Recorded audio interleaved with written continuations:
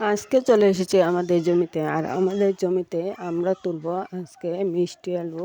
আর এই মিষ্টি আলুগুলা আমরা প্রায় 4 মাস আগে লাগিয়েছিলাম। আর এখন সেটা তুলে নেব, কারণ বৃষ্টি হলে মিষ্টি আলুগুলা নষ্ট হয়ে যাবে। এই দেখুন কত সুন্দর মিষ্টি আলু, কি বড় বড় হয়েছে। অনেকগুলো আলু ধরেছি একটা গাছের মধ্যে।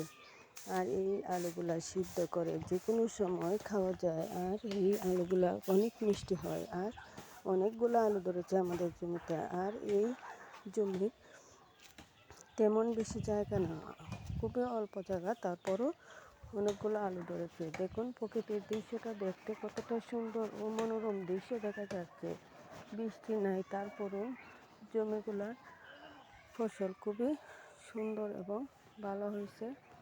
তারপরও মনে হইতেছে যে বৃষ্টি হলে হয়তো জমিগুলো আরও সুন্দর দেখা যেত আর খুবই ভালো হতো। খোদা হাফেজ।